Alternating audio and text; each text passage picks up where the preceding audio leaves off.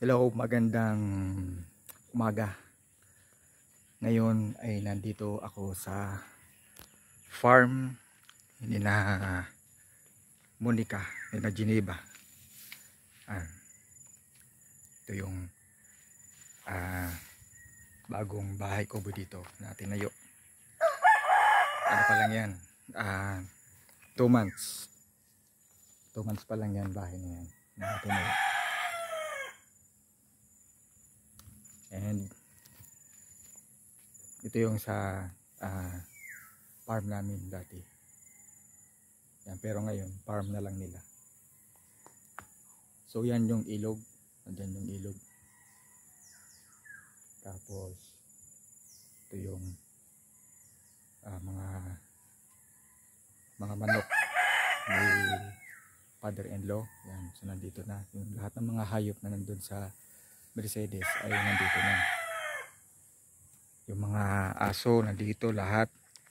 Yung mga pusa nandito, mga manok. Tapos kasama pa ang rabbit. Yan, may rabbit din dito. Ayun.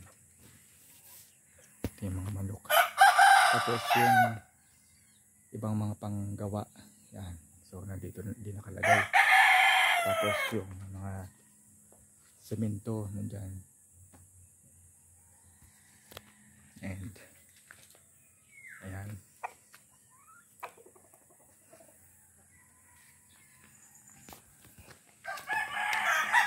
So hindi pa man ito tapos na kubong ito.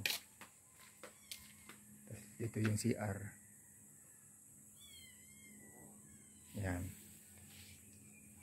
And nandito yung kusina. Tapos nandito din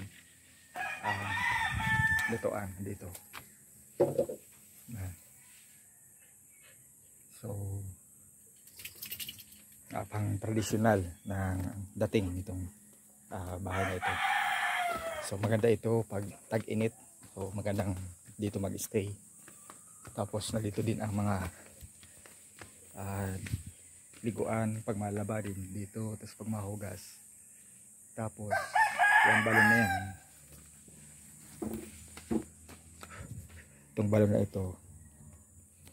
Yan.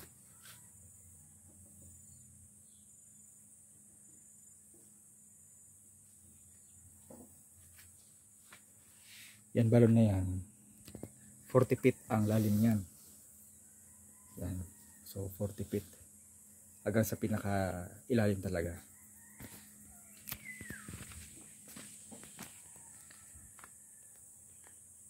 Yan.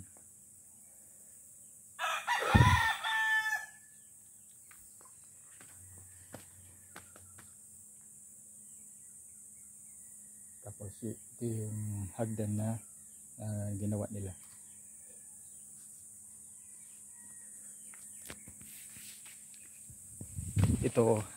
Ito ang aso ng anak ko.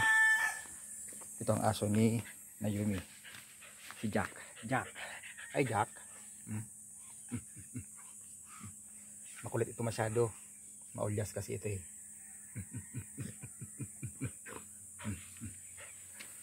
Ano yan? Siberian Husky.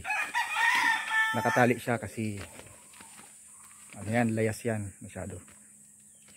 So dalawang husky ang nandito. Yung isa ay may isang maliit din dito na babaeng husky.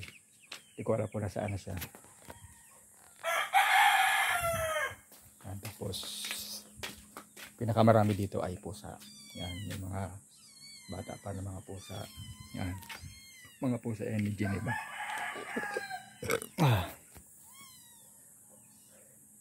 Yung mga niliguan, nilabahan, hinugasan.